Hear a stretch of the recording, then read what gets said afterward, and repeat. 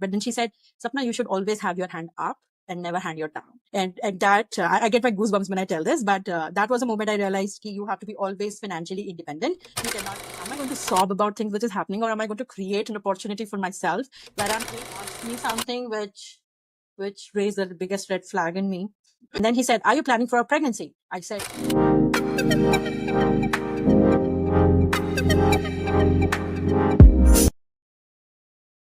everyone. Welcome to I'm a Recruiter podcast. I'm your host, Prafula Deuri. I'm thrilled to have you with us today. I'm a Recruiter is more than just a podcast. It is a movement by and for talent acquisition professionals. Our vision is to create a seamless network of recruiters from classroom to boardroom.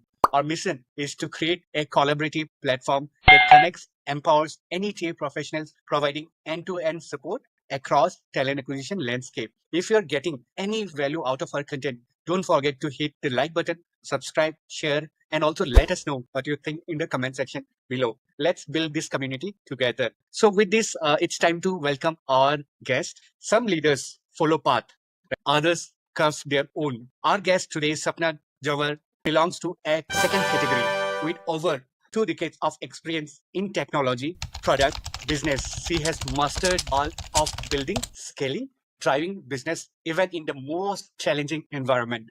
From leading 220 million enterprise revamp to doubling revenue, Sapna has consistently turned vision into reality. Her real superpower, frugality, discipline, execution, and first principle approach to solving business problem. She believes in great products and companies aren't built on big budget alone, but on clarity, deep focus on value. Today, we are diving into her journey, her challenges, what strategy that have shaped her success. We also explore how AI is transforming recruitment, her take on current hiring trends, and what future hold for talent acquisition landscape from her angle. With this, Sapna, welcome to I Am a Recruiter podcast. We are really excited to have the conversation, to have the discussion, to know what thought process you have and what have made you successful in your journey so far. So once again, welcome and thank you so much for your time. kudos to you. You've done a wonderful job with your podcast. I've been following you from a really long time, and I love the way you bring out the journey of the people and connect the dots. How business can cater to talent acquisition team members, and how talent acquisition team members contribute to the entire business. So congratulations for that. Thank you so much. So before we start, Sapna, we just wanted to know a little bit about you, who Sapna really is. Like, can you tell us a little bit about your background, where you were born, which city you did your education, studies, and other things, and how were you as a student? Yeah, I'm a girl from a very simple middle class family. I was the eldest among my siblings, and I belonged to a Marwari family, which I was grown and in and around businesses. My mother was a businesswoman as well. Business is something which comes very near to me, and it's in my blood. I can sense it, is what I can feel. And I did my basic education in the same school. I started my school from KG to the 12th standard, and then I got into my engineering from REC Bhalki. And then that's an interesting story because I wanted to do commerce. I was very sure I wanted to do a CA, open my own office, and practice. And then by the time I hit my 11th standard, which is a PUC first year, the commerce in my school was closed. I had no other option than to choose science. And we were lucky enough to choose PCMB, but the very first class I went, and I saw in the lab that my seniors were dissecting the mouse. And I was like, I cannot do this. I will go back to Sanskrit. So I chose PCM, physics, chemistry, maths, and Sanskrit, because my goal was clear. I just had to do 12th standard and I have to go and do my CA. But then, all of us gave the engineering entrance. I also gave, and I cracked engineering college. And one of my uncle, who has been my mentor from my childhood, he told, it's not that bad. Engineering is good. You can just give it a try. And, I got into my engineering, and then it was like love at first sight, because when you start studying, you start realizing there's so much to learn. There is so much to uncover. There's so much of logic. It was lovely. And then I decided this is the field I want to go. So that's how I did my engineering. After in 2005, I passed out. I came to Bangalore. I started my career, and the rest is the history. 20 years are now gone by. Awesome. That's really great. And like, one of the questions which I love asking people during the podcast is, how were you as a student? Because I was kind of a very average student during my school days. The reason why I try to ask this question, because to inspire students as well, because many students feel that they take studies very seriously, but it doesn't matter, right? You should know what your goal is and things will fall in place. So because of that, I try to ask every guest of us, like, how were you as a student? If you can tell us. I was not an excellent student, but I was above average. And I used to be the first bencher who used to sit in the class, very, like I was a good girl from every aspect. Because, again, that comes from societal conditioning. If you go to any Marwari family, right, the women are trained in multiple domains and multiple aspects from the childhood. So I don't remember enjoying any summer vacation after fourth standard. Every summer vacation was some class I was doing. I learned painting. I learned stitching. I have done a beautician's course, and I learned how to cook. I mean, like, and everything. There was some or the other thing I kept learning, and my parents were very, very sure about, my dad and my mom were very sure that studies is something which you will have to do it. There is no excuse to that. And because of the other aspect, I was trained into multiple things. I was trained in Bharatanatyam from a childhood. So one of my maths teacher, I remember, he was such a sweetheart. So both said he's no more now, but he's one of our favorite teachers ever. He told me that, Sapna, you need to stop dancing and start concentrating on maths. And his wife, who's still around us, and she's our favorite as well, Sunita ma'am, she said, dancing actually helps you unlock your brain. So it's okay, let her dance. So yeah, I was blessed with good teachers also, Prafulla, because they were very encouraging. I started acting and I did a radio show when I was pretty young. So that is when I did realize how do you change your voice and modulation to enact a certain emotions. I was trained in all of those things from my childhood, from my school. Good to know. So generally, you have mentioned that you were from a business background family. So have you ever thought of starting something of your own, which might make an impact in different person's life? Have you got those thoughts in your mind sometime? When I passed on to my siblings, all my siblings are into business. So I believe that when you're working also, you are actually doing a business. When you are, for example, in my role, I'm a product person, right? I'm responsible for this entire things. I think my job is also a business to me because I'm responsible for making money for my company. And according to me, business is nothing but an aspect where you're responsible for, for a certain input, maximizing the output. I know people believe in high scaling, burning money, but I come from that frugal mindset, scarcity mindset, where I cannot take decisions where I don't see, the finance working out correctly. That's about me. If I ever wanted to start on my own, yes, there were thoughts. And I did realize that you need to have a finance cushion or a money cushion to be able to do what you do. And I, unfortunately, was never a very huge risk taker in my earlier career. So my next question for you is before we understand what is your current roles and responsibilities, what you do, if you can quickly tell us, are you from Bangalore itself, or you were born and brought up in Bangalore or some other place of India? Yeah, so I'm a true example of an Indian, right? I was born in Maharashtra. I was raised in Andhra and Karnataka.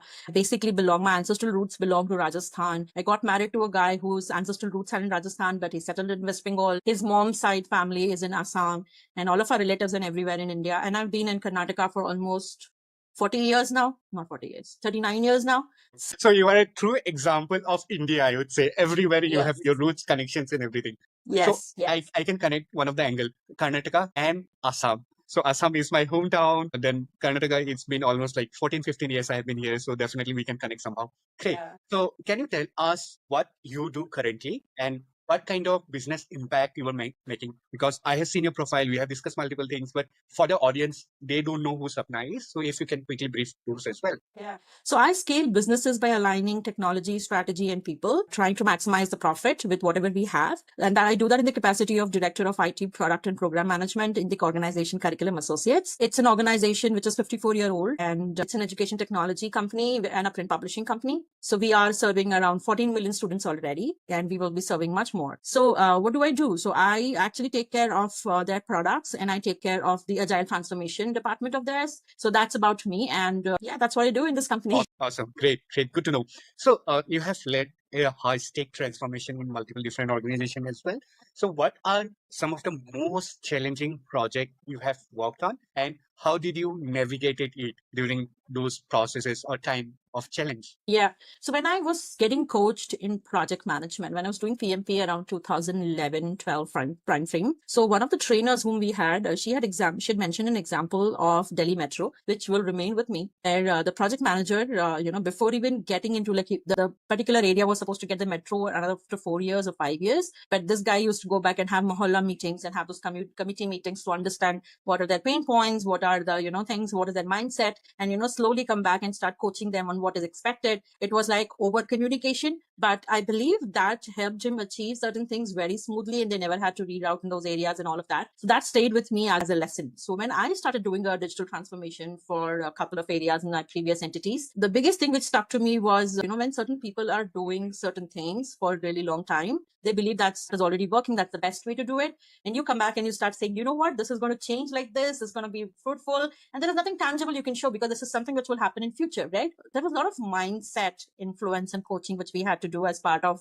digital transformation. More than the actual work, it was dealing with people, understanding their concerns, and trying to solve the concerns while taking care of the things, and then showing them in small and possible what is the tangible value, converting it in the language what they understand, so that they can see what we are trying to do for them, and make the connection in terms of how it is going to benefit them, how it's going to make their life easy. So that is how, and it had to be done for multiple groups in multiple ways, but that's what was the biggest challenge which we had to overcome, because everybody's used to a certain things, and then you're trying to break a habit, trying to break a pattern. That requires a lot of coaching and influence. Yes, good example, I would say. So even in recruitment, so as you know, I belong to the recruitment industry. So in recruitment industry also, all the business leaders have a different thought process, right? But when we as a recruiters deal with people, it depends on the market, it depends on the skills, it depends on lots of different factors, right? But the business leader have the same thought process which they have been carrying, right? So I can definitely relate that some of the time the coaching is definitely important.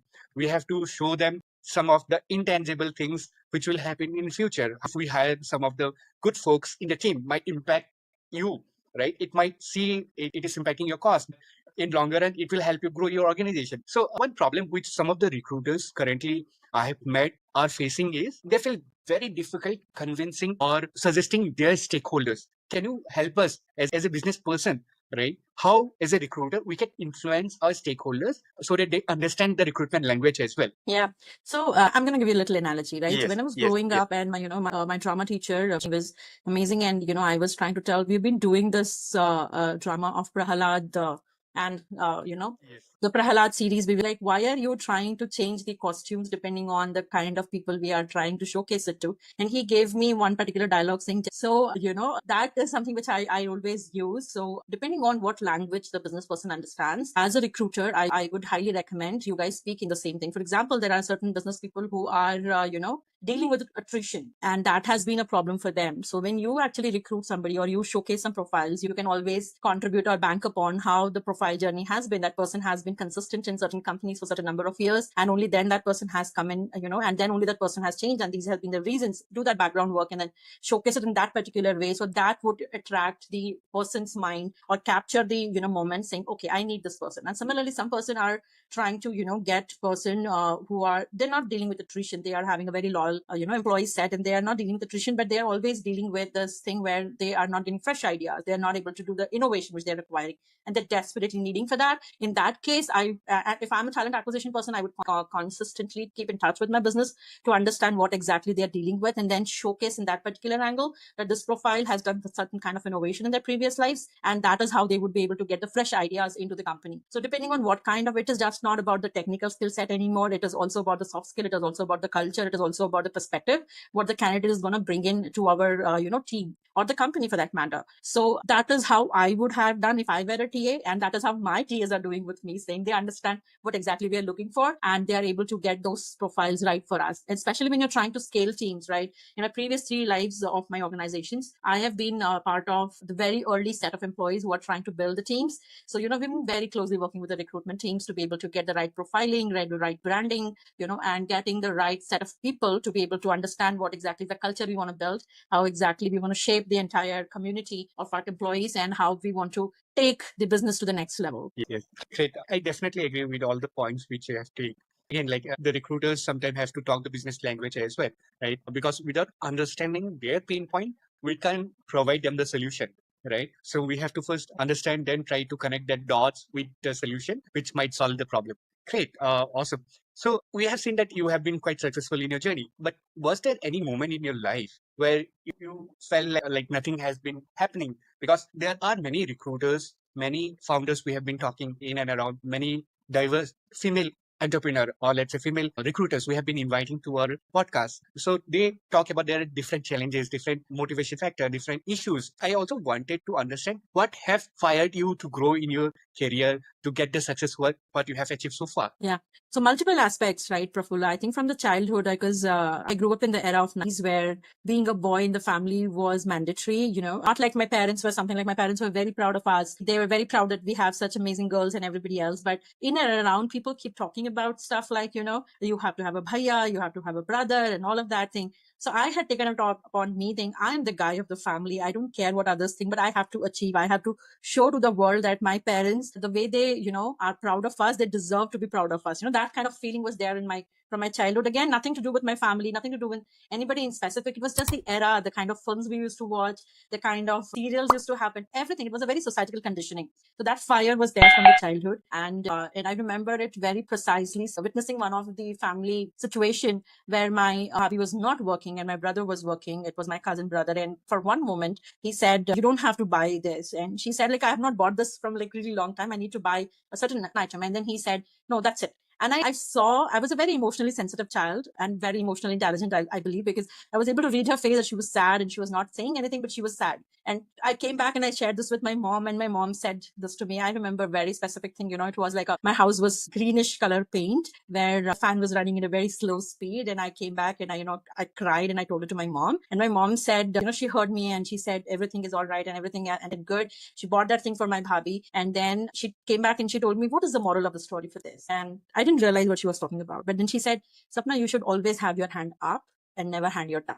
And that, I get my goosebumps when I tell this, but that was a moment I realized you have to be always financially independent. You cannot be dependent on somebody else to ask the money. So that was another contributing factor for me to that I have to be successful. And there were moments in my life I did realize nothing is happening. I'm not doing it right. There's something missing. I do not know what to do. All of those moments where you start questioning your approach, you start questioning your doing things, you start questioning that am I even worth it? Because there are a lot of things were not intentional, but it all happens, right?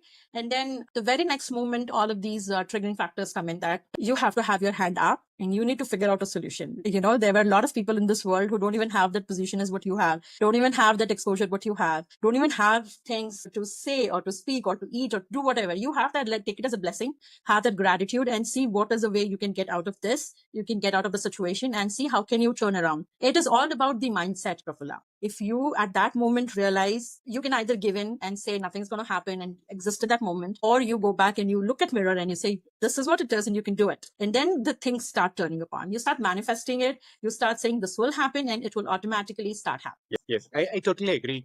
I can relate similar story where my mom, I was very young at the time, probably like class 2, class 3 might be. So my mom told me that like I always wanted to work, right? I always wanted to give you the best life, but somehow because she had just done her 10th and she was from village and household responsibilities was the only thing but she always had that business mindset in her thought process and other things like, so she always inspired me and my sister that whatever you do, try to be independent, don't rely on everyone, right? For me also, she always told that treat everyone equally, right? So from very childhood onwards, she equally divided all the works between my sister and me. Even though it is jharu pocha, cleaning the house, doing the utensils, washing clothes, everything should be equal. If sister is doing this, I have to do the other thing, right? But one thing I definitely recall is she always asked me to empower everyone, right? Because she have not seen that. So if I get the opportunity, please help people, please guide people. So now my sister has 3 daughters. So I tell them that try to be independent as much as possible. Education is one of the things which will take you to that next particular level. So once you get the education, you can do whatever you want, right? So I can definitely relate similar kind of things. Okay. So I was going through your podcast, one of your podcasts before. I thought, let me prepare for this podcast. So I was trying to go to your LinkedIn profile and somehow I saw your one of the podcasts where you were talking Wonder Woman Wednesday, right? Good thing which I like. You focused about mentorship, right? Why mentorship is important in life. And you also talked about some of the vulnerability moment of your life and how it can help you grow in your career. But you have to realize those things, right? So can you quickly brief a little bit about those aspects as well? Because as you know, this podcast is mostly to upscale, to empower not only women, but everyone, who is not having that opportunity? Yeah. Well, it took me a long time to go back and accept it. And I think Sneha Pai, who is actually the host of this particular Wonder Woman Wednesday, is doing an amazing job by getting all the women together and, bringing out those stories, which gives the other person to exist and accept and move on from that. So I think something which, as women, or probably in the community I grew up or I stay, miscarriages and pregnancy loss and child loss is something that's not spoken so much about. And, how it impacts your mental health and how it impacts your confidence and how the entire how do you deal with it as a human, because it's not an easy thing to deal with, especially when you have a mom who has given birth to 4 cute kids and you think, yeah, this is such an easy thing, I'll do it, and then you don't have to, you don't get to do that. And it hurts you, it questions like, what's wrong with me, kind of a question comes to your mind. And after losing my pregnancies and after losing my child, I literally had gone into like a black box, saying I don't want to come out of it, though my mentors started talking about it because they saw who I am more than I did.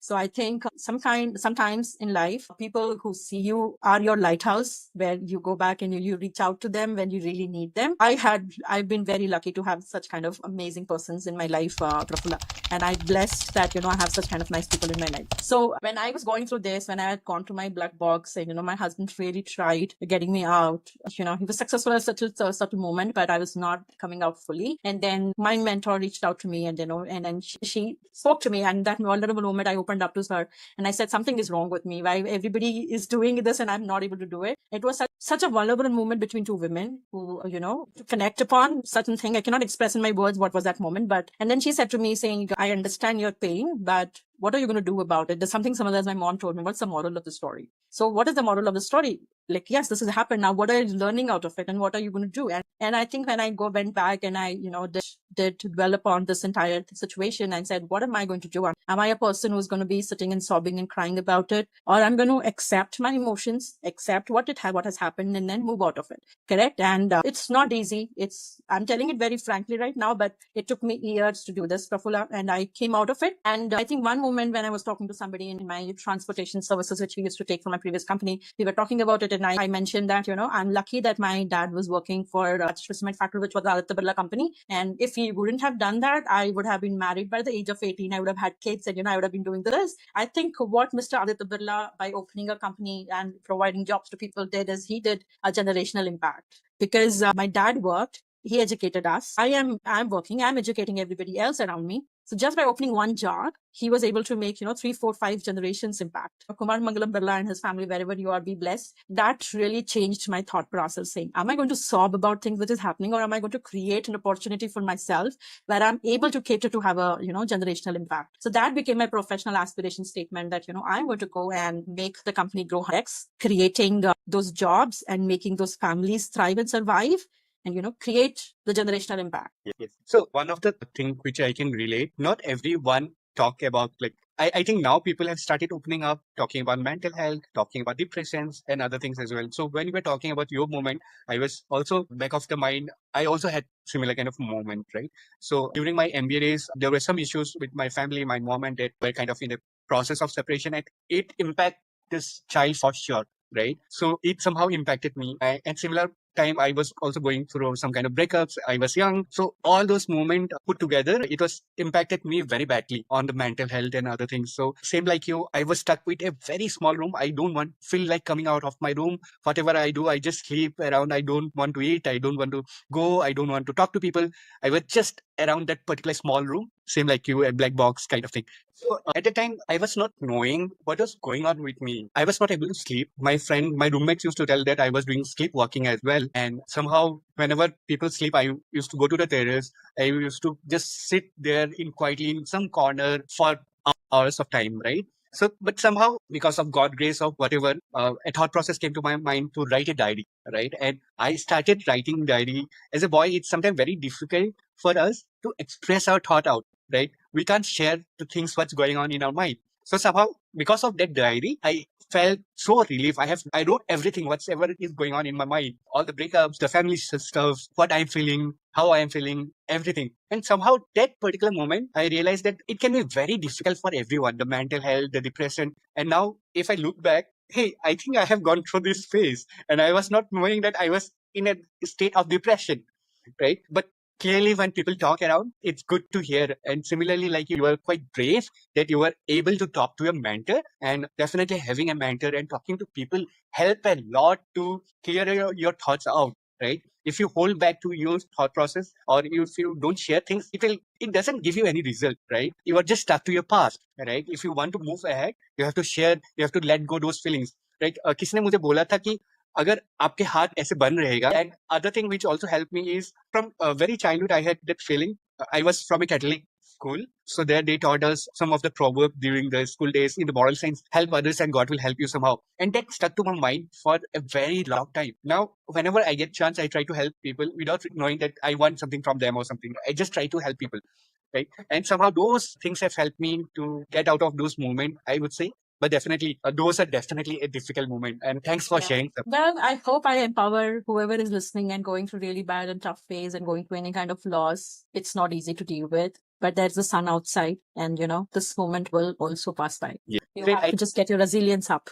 Yes. So I think we have spoken some of the very serious topic to make it light. So let's have a quick rapid fire round. So you just have to tell one word for every question I ask, right? Okay. I'll try my best.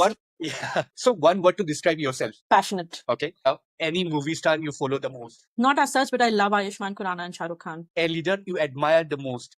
Indra Nooyi. Biggest myth about leadership? They know it all. Okay. And if you want to go for a vacation for one particular day, which vacation or place you would love? And don't think about logistics and other things. Just one place you want to visit. I don't have a place in mind, but I know what kind of environment I want to go to, a place where you have jungle and mountain and the river flowing by. One movie which has helped you relate to your life? The recent one, like Lapata Ladies. Nice. It was very nice movie though. Yeah. Even I loved the movie. It was such a great commentary on patriarchy and the women who, I mean, such a subtle narration, and it has given you the women of choice, right? You want to be a homemaker, that's perfectly all right. You want to go and live your dreams, that's perfectly all right. It has made everything as an acceptance and as a wish and the marzi. Yeah. Last question is one book which every individual should read. My God, I have so many books. Master Your Emotions. Okay. I actually have that. I mean, I've read it multiple times, but I keep reading it again and again. Okay. So what's this book's all about, Sapna? So it's all about understanding, accepting what is it. Basically, so the way we grow up, right? Sometimes we are so taught about negative emotions and positive emotions. And, we always have been trained saying we should not entertain negative emotions. This book actually tells you that where the emotions come from and how our body and our mind from our, the caveman days have got those emotions to save us or to have to make us react in a certain way, and how the external stimulus is acting upon it. And then it's basically you identify, you acknowledge, and then you acknowledge where the emotion is coming from, and then you move over from there. Yeah. It's an amazing book. Awesome. Great. So moving to our next question, which we'll try to cover a little bit about some of the challenges and overcome what you have done, plus what solution you have for other working professionals, right? Mostly women. So what are some of the biggest challenges you have faced while scaling up business? And what did you overcome? Like, did you ask someone? Did someone mentor you? Or how did you overcome those challenges, Sapna, in general, in scaling the business? So sometimes I'm going to answer it in two parts, Prafula. Sure. One is that there's something which I really want, because we're talking about recruiters, and I know a lot of recruiters actually go back and look at this. I want to share one of my, experiences of a candidate experience is one, and then I will go back to your question. So I was interviewing with one of the biggest firms. And, I was supposed to go to Mumbai because of this job, and I was in Bangalore at that moment. And the person who was interviewing me kept asking me, saying, why do you want to move to Mumbai? And I said, well, this is a good opportunity. I like the company. I really want to, do this justice. And that's the reason I'm planning to move to Mumbai, if this goes by. And then that guy mentioned to me saying, well, your husband is here. I was like, yeah, my husband before marriage was in Germany. He moved to India because of me. And if he finds a good opportunity, he'll move to Mumbai also. I mean, that's not a problem. That's an understanding between us. Yeah. And then he kept questioning me. And I said, I'm not understanding. What are you trying to understand? If you're trying to understand, I'm going to leave the company because my husband is not around. That's not who I am. And I'm going to be upfront about it. That if I really like the job and if I really like the company, like the community which you have built, I'm not going to leave. Don't worry. And that's what my resume says. I've been at least 5 years, 8 years in a company. I'm not going to leave you as soon as I join because in a year. And then he asked me something which raised the biggest red flag in me. He said, how long have you been married? I said, I've been married for 2.5 years now. And he said, oh, planning a family. And I was taken aback. And I was like, I'm sorry, I don't understand the question. He's like, no, are you planning for a family? I said, everybody plans for a family. And then this is like a serious conversation that was going on, right? And then he asked me, Then he's like, okay, let me ask you differently. I said, please. And then he said, are you planning for a pregnancy? I said, of course I will, right? I'm married and I really like the kids and everything else. No, when are you planning? And I was like, I don't think I am accountable to answer that question to you. And I don't believe that has to do anything with saying this is what happened and this is the question I was asked. And I'm really interested to understand why was this kind of question asked to me. And that recruiter actually called me and blasted me saying, what are you trying to tell? I said, okay, let's pause here. You don't have to fight with me. I don't have to fight with you. If this is the kind of company culture you have, it's all right. I am not the right fit for you. And I cut the call. But that tainted my, experience for that company ever. I will never, ever join that kind of a company where women is questioned like this. And when the HR actually goes back and protects the leader who has asked this kind of question, this is a complete no for me. The reason I'm bringing this out to you is because candidate experience within the interview process really makes and breaks the decision for the candidate to join the company or not. Gone are the days where people used to just look at bigger names and join the company. They actually know that, your life, you spend like 50% of your life at work. So you need to be surrounded with the right set of people. If you are a recruiter, make sure you are very aware of these kind of conversations and you can course correct as needed because there are policies around it. And in case if you're a candidate, this is a red flag. Do not join this kind of companies. And if you are a person who's a leader who's trying to answer, understand that even if women has to go through a pregnancy or not, just because one person left your company doesn't mean every woman will. So do not judge and assume and ask these kind of uncomfortable questions in the interview. I wanted to really address this in your podcast, Prafula. I think definitely as a recruiter. So for me, the prime focus is the candidate experience, right? So there are thousands of companies in and around you. If you don't provide a good candidate experience, so why do you think the person will join your company, right? So because recruiter are the first point of contact and it showcases the culture of the company as well, right? For me personally, I definitely try to connect with the candidates in a very friendly way. But I trust me, I have not asked those kind of questions as well, right? But most of them don't, but just yeah, few of them do, and then it becomes a yes, yes, mark. yes. So definitely there are different types of questions which you should ask and which you should not ask. So as a recruiter, you should know what question might make someone uncomfortable. So those questions you might not ask. I would suggest as a recruiter, if anyone is watching this podcast, you have seen how Sapna was uncomfortable. Definitely, I as a recruiter was not comfortable when she was sharing. So it's a red flag for that particular company for sure. So you should know what are the questions you should ask. So prepare well and see with whom you are talking and what you are talking, right? Because we are the gatekeepers of any organization because we are attracting talent. We are talking to talent. We showcase the culture of the company as well. Additional question saying, what are the challenges which I had to deal with, right? So there are multiple aspects in my job. So I'm going to touch upon something which this podcast audience would be looking at. When you're trying to scale the company, when you're trying to mass recruit like hundreds together, but you're trying to, scale your team, being from 20 to 200, there are certain aspects which you need to look at. For us, biggest problem was our bandwidth because there's only so much a person can do. There's only so much a person can interview, and taking interviews, it's a time consuming process. Yes. It is an important and crucial aspect. It is also mentally overwhelming aspect because you have to be so attentive because you're taking decision on somebody's career. There is somebody who's going to take, impact decisions of your career as well. So it has to be like a right match, right frame mindset and everything else. So when we were trying to scale and we were trying to do walk-in interviews and all of those things, so this was something which came out as a challenge saying there's only so much we can do. So what are the other ways of doing it, right? And then we started having, now it's no more a challenge. This is again, I'm talking about a 12-year-old story, but people started using stuff like hacker ranks and, written test and making sure that you go back and understand how exactly it is. Because a person who says no to a written test, is that the kind of person I would want? No. The person who's really interested, really wants to do it, will do a written test. That is what was a setting in our company. And I loved the suggestion which was given by my recruiter then, and I said, can we have this framework where we'll sort out the profiles and the people who are coming in are very high candidate and the conversion rate or profile would be very higher, because right now we are randomly taking people in just because with a skill set match, and then we are trying to the human filter is happening. Instead, we do this and then we can do. And believe me, life became so much easier after that because we had like a 70% conversion rate. So every 10 candidates we interviewed, 7 of them we recruited. So that was a great match. So now coming back to our today's life, and we're again trying to scale, I believe AI has started playing a lot of game in a good and positive and a not so positive way. So one is that now it's because we are putting out job descriptions, people are trying to cater to the job descriptions using the AI, and then it has become so much difficult to look at his resume and understand what are the things which that person is comfortable with and what are the things are not comfortable with.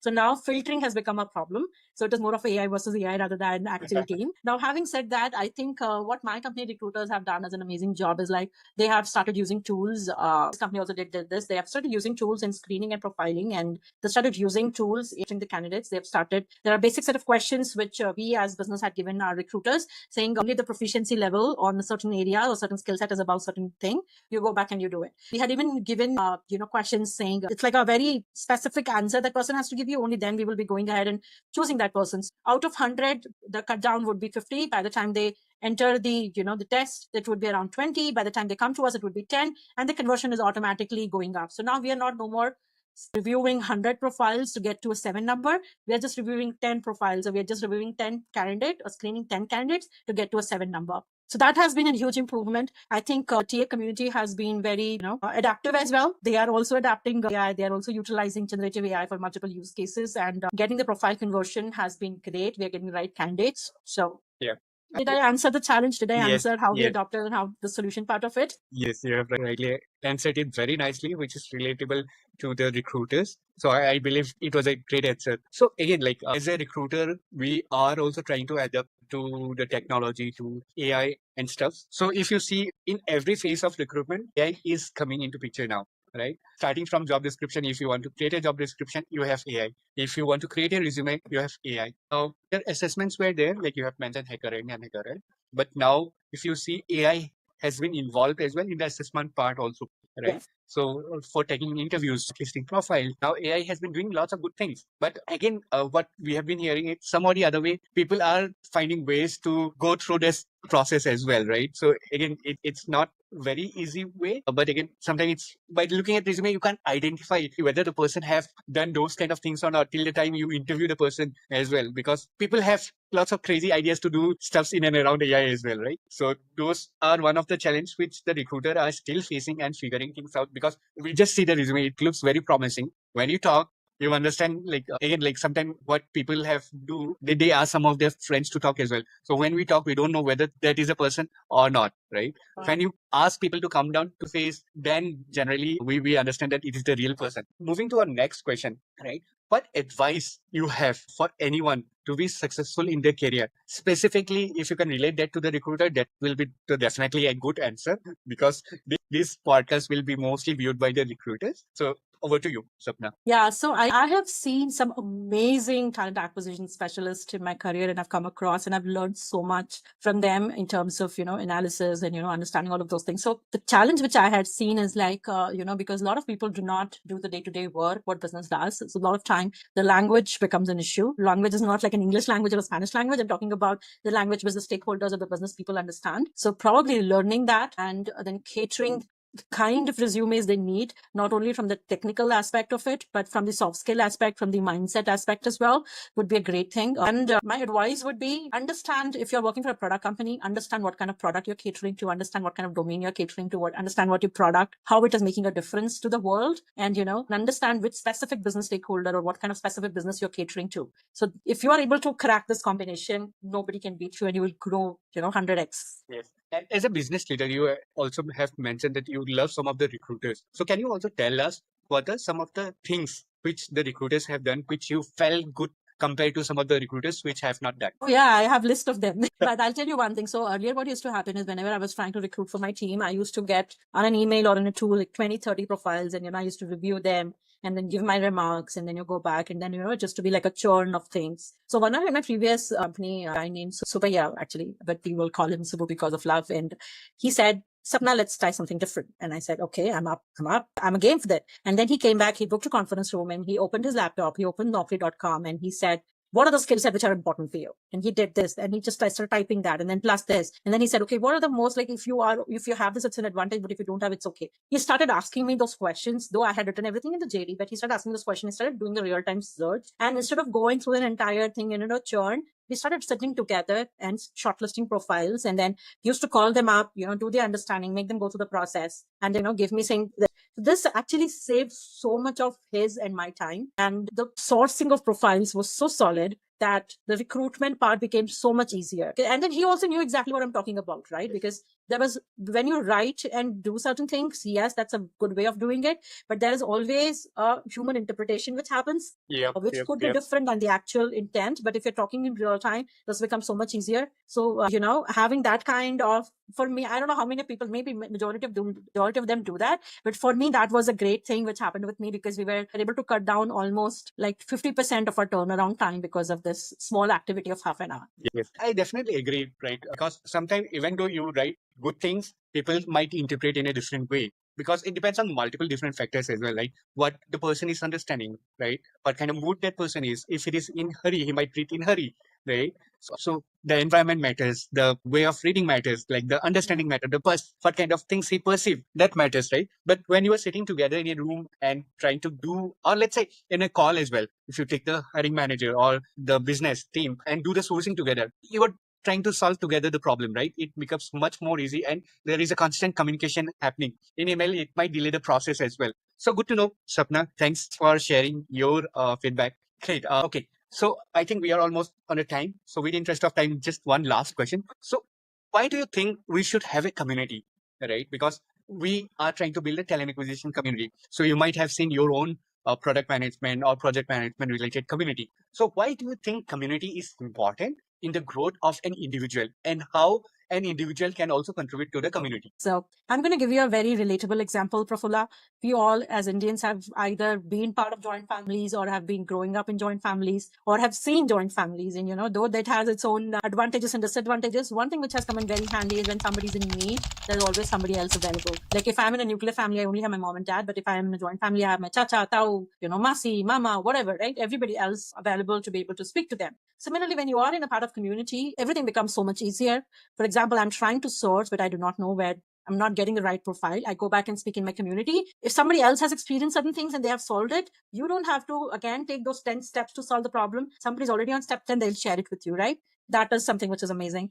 And then when you have a sense of community, you also have sense of belonging. And sense of belonging is so important, because though we work in our companies, we work as a team, there's something we always look for, where a similar person or a similar role is always going to, make you understand what exactly you're going through. It becomes so much easier to talk through your issues, talk through your challenges, talk through your success, and, help everybody else. So I believe community creates a sense of belonging, and sense of belonging is essential part of a human survival. So that's why communities are important. Yes. So I have engineering community, because I was an engineering leader. I have product management community. I definitely have agile transformation community. I have project management communities, and I have my Marwari community. And now I'm joining your talent acquisition community as well. Yes. Great. So another question for you before we wind up our call.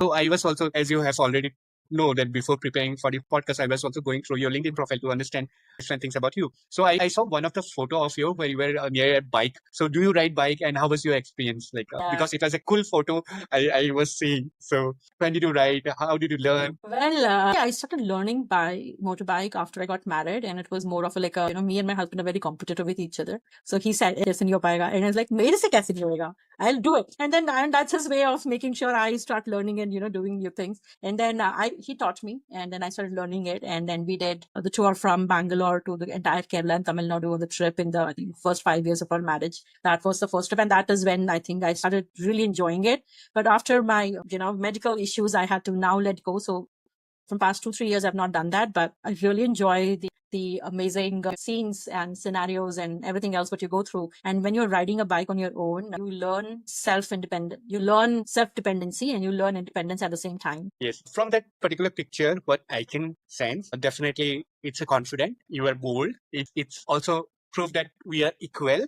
It doesn't, which is definitely a good thing, right? And when we see a woman or a girl riding a bike, it takes us a moment to look, hey, but it is a good thing, right? At least we feel good to see as well. And great. That was really amazing. With this, it's time to wind up our podcast. So overall, thank you, Sapna, for your time. It was an interesting journey of yours. We learned a lot of different things about how, being a Marwari background, your family have given importance to the education, the growth, the learning, and how, even though there are challenges in your life, and how you have overcome those challenges with help of your mentors, with help of your own confidence or willingness, I would say, right?